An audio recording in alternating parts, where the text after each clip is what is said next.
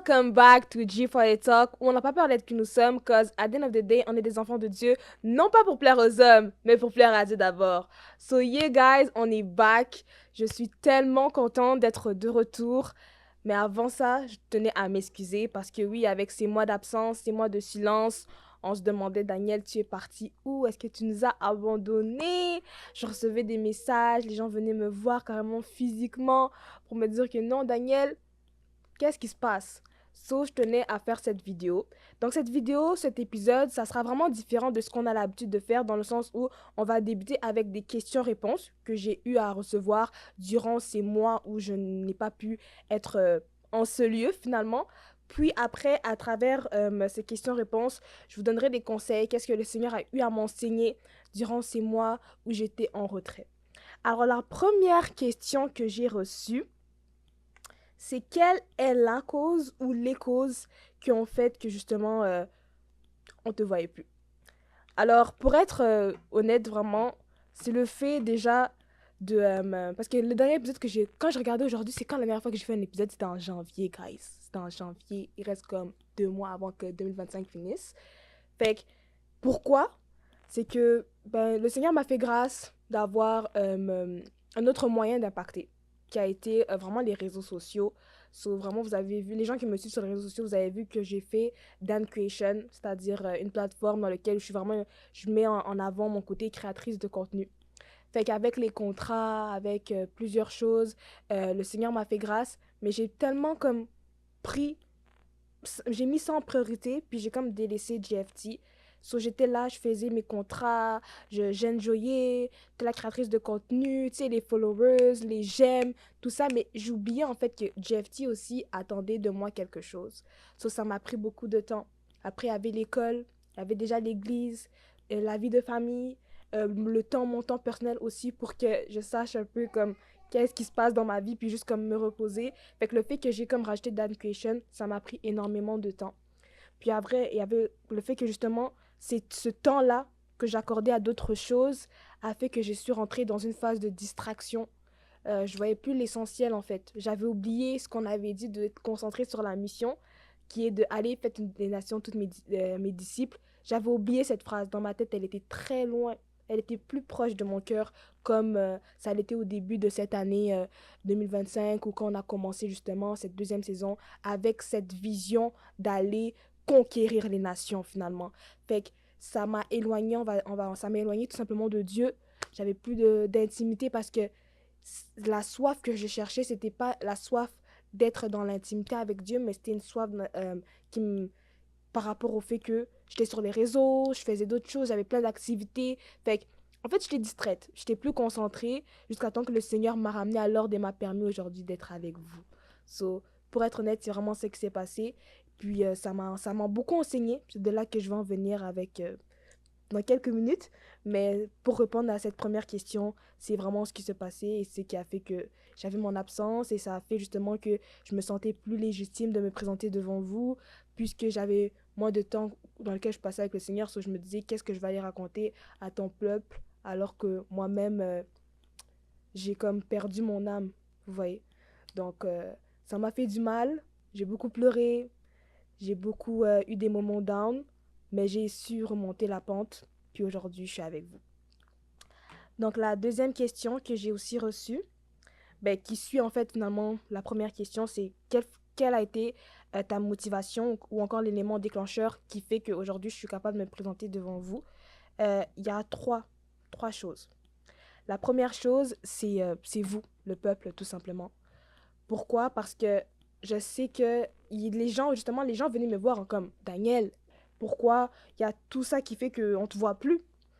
Et justement, le fait que je voyais qu'il y a des gens qui s'intéressaient vraiment à GFT, des gens qui avaient besoin de GFT pour être eux-mêmes édifiés, pour eux-mêmes croître, ça m'a fait comprendre que je ne pouvais pas juste être là en mode je fais rien. Je devais revenir et rapidement parce qu'il y avait un peuple qui attendait en fait ce que le Seigneur avait déposé en moi. Comme il est dit dans Romains 8, 19, le peuple attend avec un ardent désir la révélation des fils de Dieu. Moi, je suis fille de Dieu, mais j'étais cachée, j'étais dans le silence, j'étais loin de vous, en fait. Donc, ça faisait que je ne répondais plus finalement à l'appel. Et le fait que vous veniez me voir comme ça, que je recevais des messages, ça me parlait, ça me touchait plus profond de mon cœur. Et j'étais comme, ok, je dois revenir. La deuxième chose, c'est que je vais vous lire un verset dans Genèse 1, 28. Et vous allez comprendre pourquoi ça fait partie des éléments déclencheurs finalement. On dit, Dieu les bénit et Dieu leur dit, soyez féconds, multipliez, remplissez la terre. C'est vraiment la première partie qui m'intéresse. Donc quand le Seigneur dit, soyez féconds, multipliez-vous, c'est-à-dire que le Seigneur attend de nous à ce que tout ce qu'il a mis dans notre ventre, on est comme des femmes enceintes. Je nous vois tous comme des femmes enceintes, comme il y a un dépôt que le Seigneur a déposé en chacun de nous. Donc ce dépôt-là, je ne peux pas le garder pour moi. Donc je voyais en moi, en fait, une responsabilité. C'est-à-dire que ces mois de silence m'ont fait comprendre que j'étais égoïste, j'étais comme égocentrique de rester dans mon côté et pas venir vous partager tout ce que le Seigneur a déposé en moi pendant tout ce temps. Puisqu'en fait, c'est ma responsabilité, puisque le Seigneur nous appelle à être féconds, nous appelle à se multiplier, nous appelle à ce que tout ce qu'il nous donne, à le donner à d'autres. Parce que quand le Seigneur nous partage une chose, c'est pas pour nous, c'est pour autrui, c'est pour que d'autres soient également bénis. Fait que c'est vraiment une des choses aussi qui m'a dit, ok Daniel, tout ce que tu as reçu, c'est quoi? Ok, fine, tu l'as reçu, mais tu vas rester avec? Ou tu vas faire ce que la parole est en train de dire, de multiplier, de faire en sorte que d'autres ont cette connaissance-là, que d'autres soient édifiés. Fait que c'était comme vraiment une gifle que je recevais quand je lisais la parole. J'étais comme, wake up ma belle, tu peux pas rester ainsi. La troisième chose, c'est que je me suis souvenue de la mission de Jeff T. C'est-à-dire que, comme je le dis au début, dans Matthieu 28, 19, il est dit, allez et faites de toutes les nations mes disciples. Je me suis souvenu comment je veux que ce verset soit comme vrai dans ma vie si moi-même je suis ailleurs, si moi-même je suis égarée, si moi-même je suis distraite. Il faut que je fasse en sorte de comme retrouver mon intimité avec le Seigneur afin d'avoir l'impact pour lequel le Seigneur m'a appelé, afin de ne pas, non pas vous décevoir vous, parce que oui, c'est pour vous que je le fais, mais c'est d'abord pour Dieu. C'est Dieu a déposé quelque chose en moi pour que à travers moi, il y ait d'autres qui sentent cet appel-là, qui sentent que, oh non, je dois plus me reconnecter avec le Seigneur, revenir à mon premier amour. Mais c'était vraiment le fait de la mission que comme, tu peux pas négliger la mission autant longtemps. C'est pas normal, Daniel. Il faut que tu reviennes à tes premières paroles. Qu'est-ce que tu disais au peuple au début? Et quand je me réécoutais, je prenais mon téléphone et je me réécoutais, puis je me disais, au début, tu avais commencé, puis comme, ma belle, t'étais là, t'étais à fond. So, qu'est-ce qui s'est passé? Qu'est-ce qui a fait que comme t'as plus eu ce désir ardent de faire la nation comme toutes des disciples de Dieu finalement. Fait que c'est ces trois choses qui ont fait que je me suis remise en question, que j'ai remise en question l'impact que je pouvais avoir à travers ce que le Seigneur avait déposé en moi finalement. Donc ça m'a vraiment réveillée, ça m'a comme mis une gifle, mais je pense que dans toute vie chrétienne, comme il y en a des hauts et des bas, on n'est pas parfait. Aujourd'hui, je vous parle avec comme le cœur ouvert. J'ai pas envie de mettre un masque, de comme mettre un filtre avec vous parce que ça sert à rien. La vie chrétienne, c'est pas tout rose. Le Seigneur nous a dit qu'il y aura des hauts et des bas, mais il nous promet une chose, c'est qu'il nous accompagne. Puis moi, à travers ces mois de silence, ces mois où j'ai pas été avec vous, comme même si c'était difficile pour moi, j'ai senti que le Seigneur m'accompagnait, que le Seigneur me montrait que tu es toujours ma fille, puis je te valorise toujours autant. Fait que c'était ça vraiment qui m'a reboosté, qui m'a redonné confiance en moi, redonné confiance en ce que le Seigneur avait déposé en moi, parce qu'il veut pas le fait que je recevais tous ces messages-là, que j'étais plus présente, puis je sentais que comme, est-ce que ça en vaut toujours la peine? Est-ce que je dois même pas, est-ce que je dois peut-être arrêter GFT? Comme, je me posais 500 000 questions, mais le Seigneur m'a ramené comme à l'essentiel, au pourquoi tu l'as fait, pourquoi tu as commencé. Et c'est de là que je me tiens devant vous aujourd'hui, par la grâce de Dieu et par l'aide du Saint-Esprit surtout.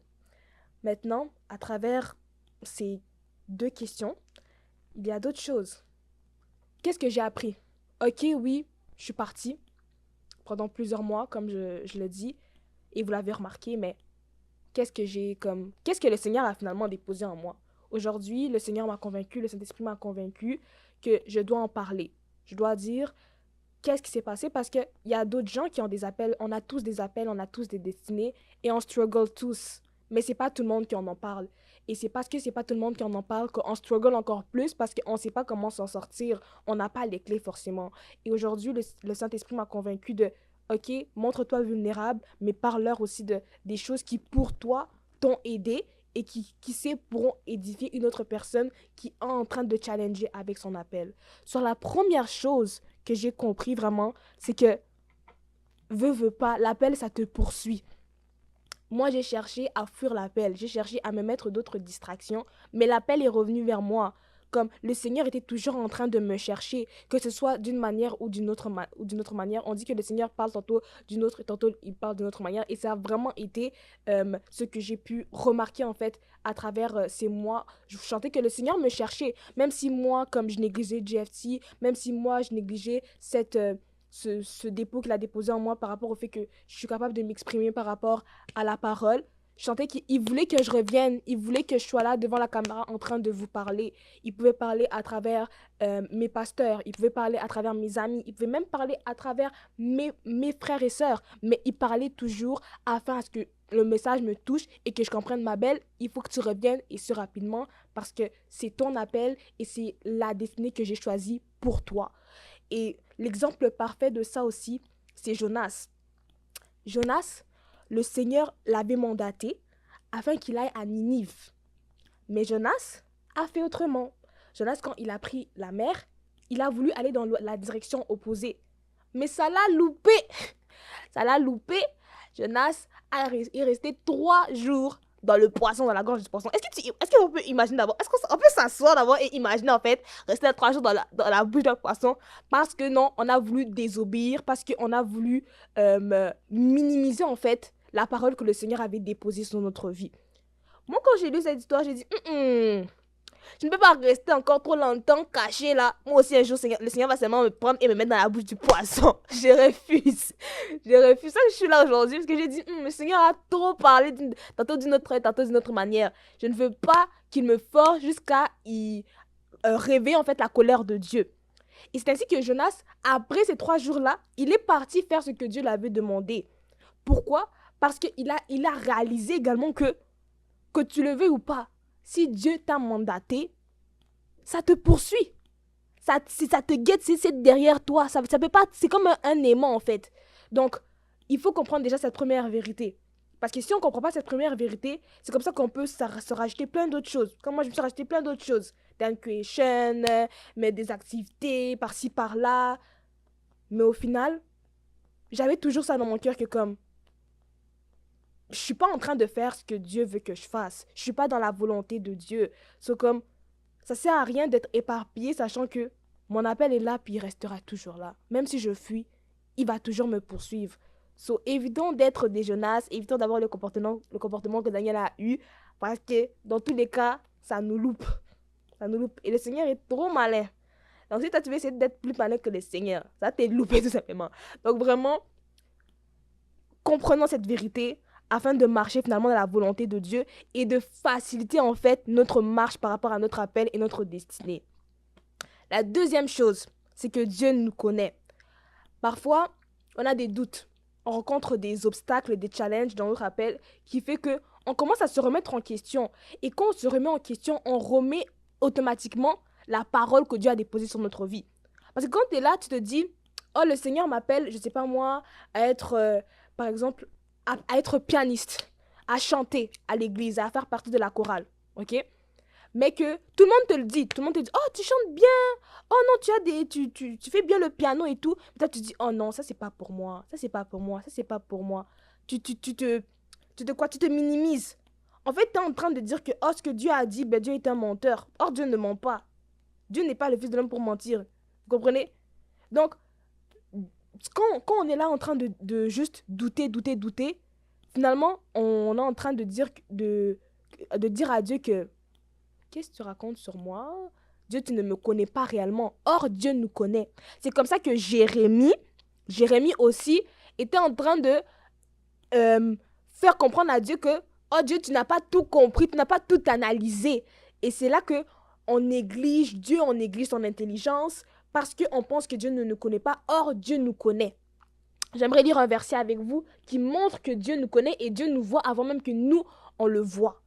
Dans Jean 1, le verset 49 au verset 51, il est dit « Nathanaël répondit et lui dit, il parle à Dieu, « Rabbi, tu es le Fils de Dieu, tu es le roi d'Israël. » Jésus lui répondit, « Parce que je t'ai dit que je t'ai vu sous le figuier, tu crois, tu verras de plus grandes choses que celles-ci. » Et il lui dit, en vérité, vous verrez désormais le ciel ouvert et les anges de Dieu monter et descendre sur le Fils de l'homme.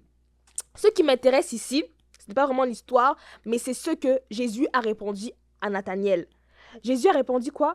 Parce que je t'ai dit que je t'ai vu sous le figuier. C'est-à-dire que Jésus avait vu Nathanaël. Il avait d'abord vu. Jésus nous a déjà vus. Il a déjà analysé. Donc, quand je dis que Dieu nous connaît, c'est-à-dire que Dieu nous a déjà vus. Dieu a déjà vu notre personne. Avant même que nous, on le voit. Parce que Nathanaël, il a dit que Nathanaël s'est rendu compte d'une certaine chose après son analyse. Mais avant même que Nathanaël a fait son analyse, Dieu avait déjà fait son analyse. Et c'est comme ça que je te dis à toi que même si tu doutes, même si tu remets en question, Dieu a déjà fait son analyse. Donc en fait, il faut comprendre et valoriser finalement la parole que Dieu a dit sur nous. Si tu as des doutes, ok, ça peut arriver parce que la vie chrétienne est remplie de challenges. C'est ça même en fait. Il y aura toujours des embûches de parcours. C'est ça même qui rend la vie chrétienne encore plus beau pour dire que, ok, ça a été difficile, mais je suis arrivée parce que Dieu m'a donné la force, parce que Dieu m'a fortifié. Pourquoi Dieu t'a fortifié? Parce que Dieu savait que tu as la capacité de vaincre ces challenges. Vous voyez? Fait que c'est vraiment de comprendre que Dieu nous connaît, il y a une parole sur nous, alors faisons confiance à Dieu et en fait, mettons tout à Dieu. Parce que c'est seulement Dieu qui peut nous aider en fait, puisque s'il nous a équipés, s'il nous a donné ce mandat-là, si Dieu nous a sélectionnés, il nous a choisis, c'est qu'il sait que tu peux le faire malgré que ça peut être difficile à un moment donné.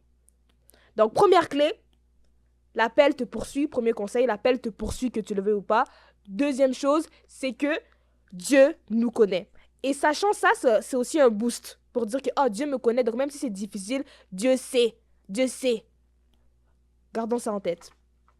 La troisième chose, c'est que le service ne doit pas être une priorité. Je m'explique. Quand on priorise le service face à l'intimité qu'on a avec Dieu, on se perd. C'est trop facile de se perdre. C'est comme ça que moi, je prends mon exemple pour vous faire comprendre en fait qu'est-ce que je veux dire par cette phrase. J'étais tellement concentrée à servir Dieu, que ce soit dans mon église, que ce soit dans mon église, je peux être à l'écodime avec les enfants ou être aux médias, ou encore avec Dan Creation parce que c'est un service, c'est une chose que j'ai mis en avant, créatrice de contenu pour le Seigneur. Mais j'étais tellement focus à faire des choses pour Dieu, faire des choses pour la gloire de Dieu, que j'en oubliais même l'essentiel en fait que d'être proche avec Dieu pour comprendre, de contempler finalement la gloire de Dieu en me mettant à genoux, en étant là, oh Seigneur, je veux te ressembler, je cherche à être comme toi pour être transformé en la même image que le Seigneur, l'Esprit, vous comprenez? Fait que, à cause de ça, j'ai oublié l'essentiel. Ça m'égare et ça me distrait. C'est pour ça que j'aime dire que tu peux servir Dieu sans être un intime de Dieu. Mais ça, c'est difficile de le comprendre parce que le service, ça nous corrompt, en fait. Quand tu sers Dieu, tu te dis, ah non, moi je connais Dieu. Si je sers Dieu, c'est parce que je connais Dieu, j'aime Dieu. Mais en fait, non. Tu sers Dieu, oui. Tu penses que tu l'aimes, mais tu ne l'aimes pas à la manière dont Dieu voudrait que tu l'aimes.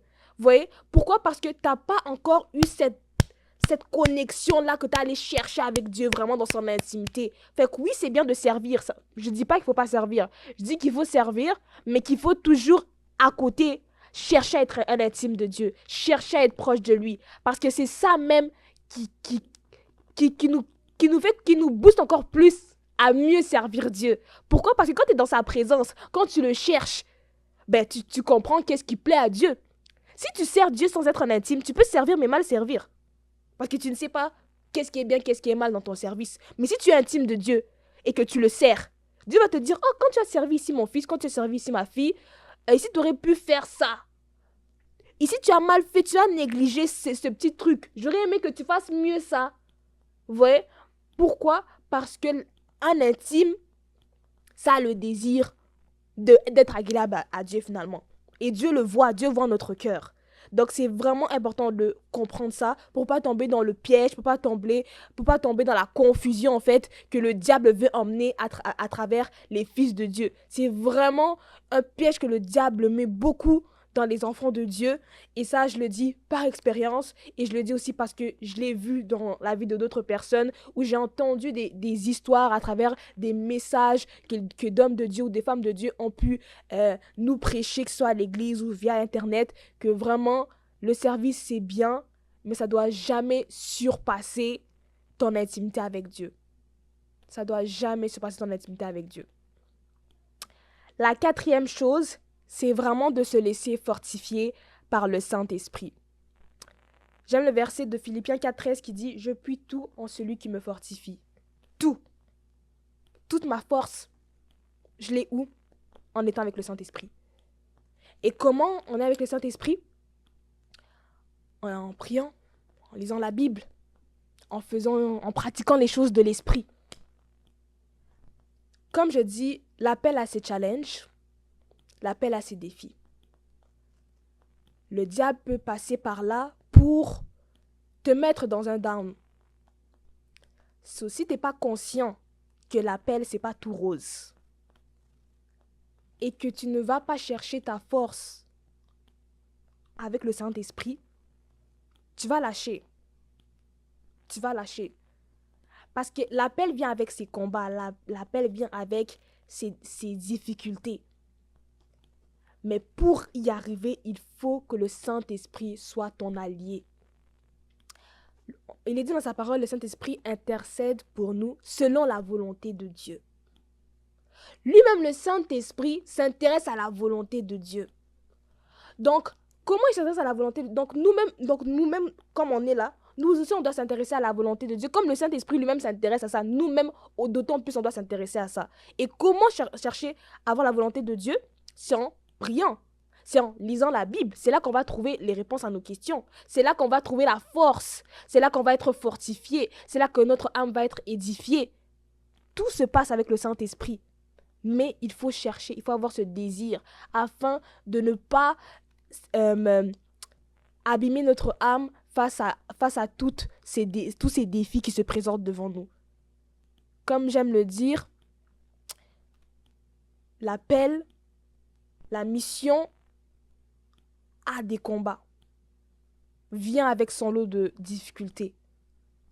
Mais elle est tellement importante qu'il faut trouver des moyens en fait pour poursuivre cette mission. Parce que si moi je parle pas, si toi tu parles pas, il n'y a personne qui va parler, il n'y a personne qui va être sauvé. Et au final, au dernier jour, on ne pourra même pas parler devant Dieu parce qu'on n'aura rien fait.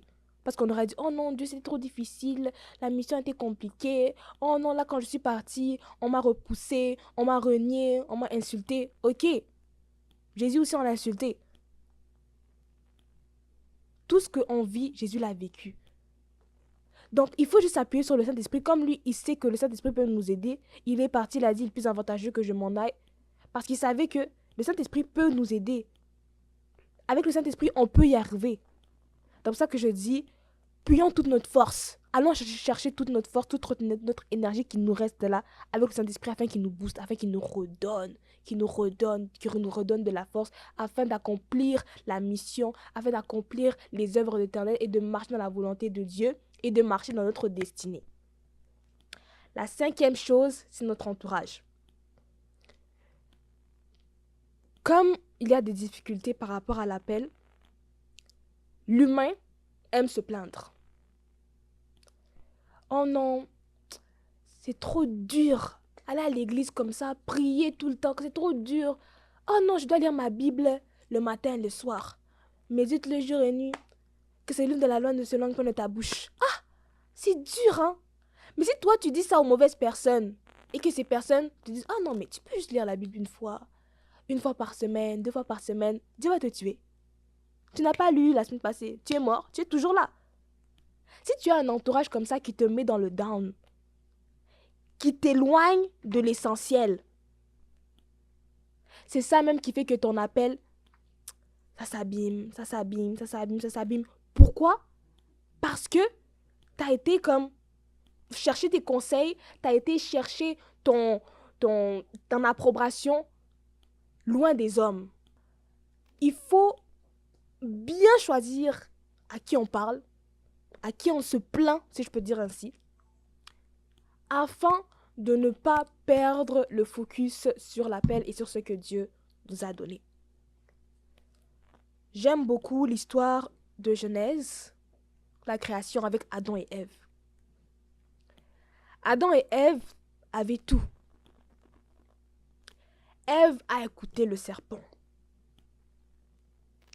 Ève est allée, on peut dire ainsi, se plaindre au serpent suite à la conversation qu'elle avait avec lui. Elle a mangé le fruit de l'interdit et elle a fait que Adam mange le fruit de l'interdit également. Adam a fait quoi? A seulement écouté en fait Ève. Et ça l'a coûté sa destinée.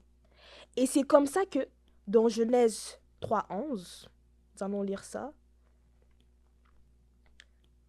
Lorsque Dieu s'est rendu compte de ça, il dit quoi?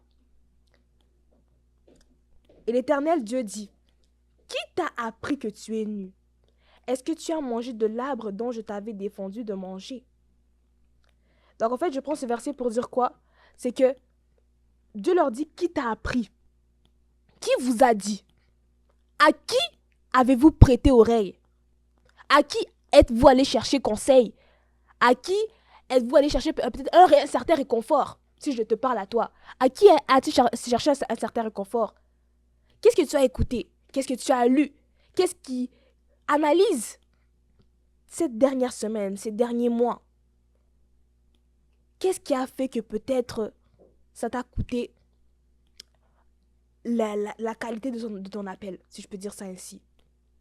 Donc, revoyons notre entourage, parce que notre entourage, ça peut nous abîmer, hein, si je peux dire ça ainsi. Parce que les mauvaises compagnies courant les bonnes mœurs. Tu peux avoir la bonne volonté de servir Dieu, d'être dans ton appel, de marcher dans l'intimité, d'être dans la volonté de Dieu. Mais si tu te plains parce qu'il y a des difficultés aux mauvaises personnes, ça va t'éloigner. Alors que si tu t'étais plaint aux gens qui cherchent eux aussi à être dans leur appel, ils t'auraient dit, oh, mais non, c'est dur, mais tu vas y arriver. Puis toute ta force en l'Éternel, il va t'accompagner. Il n'a jamais dit que ça allait être facile, mais il a dit qu'il va aller t'accompagner. Alors va chercher cette intimité et il va t'accompagner. L'entourage est une clé pour la réussite de notre appel, pour la réussite de notre destinée. Et moi, le conseil que je peux vous donner par rapport à votre entourage, si tu es serviteur, si tu es enfant de Dieu et que tu es dans une église, parle à tes pasteurs, parle à tes leaders. Ce sont des gens que le Seigneur nous a déposés pour nous ici sur terre, pour nous aider à vivre une marche chrétienne bien, plus facile, plus heureuse, que tu t'épanouisses plus dans ton appel. Donc vraiment, choisissons bien notre entourage afin de vivre un appel, afin de marcher dans notre destinée. Donc voilà un peu les 5 conseils que je pouvais vous dire à travers ces mois d'absence, ces mois de silence. C'est ce que le Seigneur a déposé dans mon cœur. Je crois que le Seigneur avait un message pour toi. Je crois que le Seigneur voulait que je passe par ce moment down pour fortifier une personne. Je pense qu'à travers ce moment où j'étais au plus bas, sincèrement, j'ai compris certaines choses. Et ce que je peux vous demander à vous, c'est comme l'apôtre Paul à l'église d'Éphèse, il disait quoi? Priez pour moi. Priez pour moi afin que je puisse, oui là je suis back, mais que je sois réellement back. Qu'il n'y ait pas encore des combats qui viennent et que même s'il y a des combats, que je reste ferme. Que je reste ferme et que je m'accroche au Saint-Esprit pour arriver à m'épanouir dans mon appel, à m'épanouir dans ma destinée et de faire ce que le Seigneur veut que je fasse. Vous voyez? Donc vraiment, c'est la prière que je vous demande de faire pour moi. Mais maintenant, moi, je vais prier pour vous. Moi, je vais prier pour un jeune qui me suit.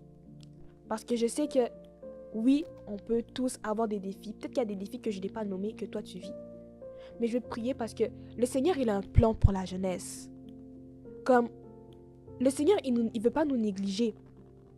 Le Seigneur cherche à ce que la jeunesse se réveille. Parce qu'il sait qu'avec la jeunesse, on peut faire des exploits, les gars.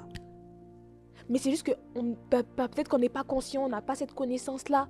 Et c'est comme ça qu'on périt. On dit que mon peuple périt faute de connaissance.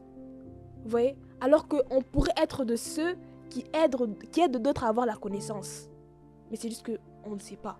Donc je vais prier pour toi qui me suis, pour toi qui es sous le son de ma voix, afin que le Seigneur te donne la force, le Saint-Esprit te donne la force, et qu'il n'y ait personne, qu'il n'y ait quoi que ce soit qui t'enfonce, mais que toutes les choses que tu entends, toutes les choses que tu lis, toutes les choses que tu penses puissent venir de Dieu afin de marcher dans sa volonté, afin d'être resté dans ton appel, afin d'être dans ta destinée. Et que vraiment que la parole que tu lises là, qu'elle puisse vraiment se manifester et être vraie dans ta vie.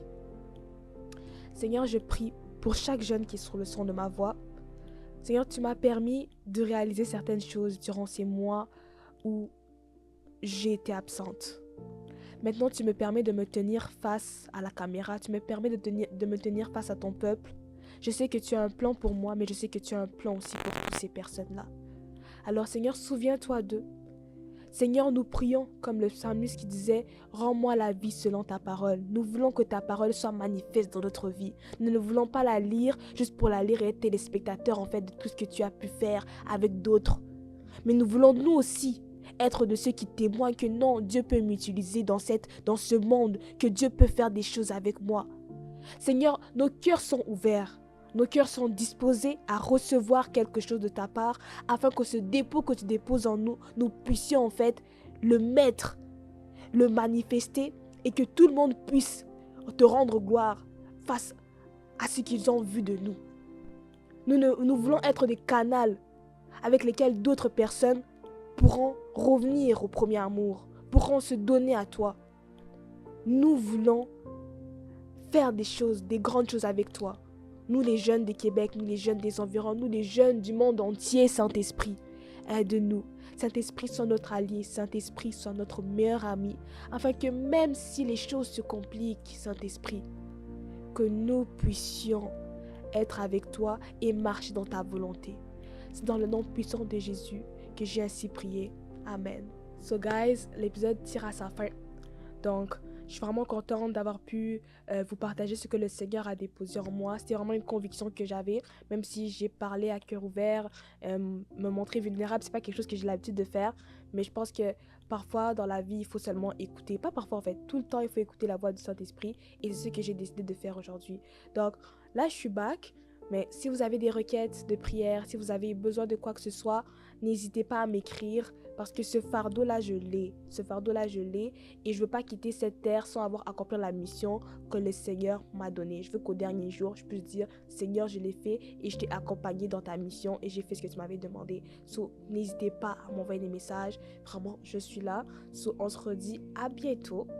Don't forget, God is good all the time. Peace and love. God bless y'all.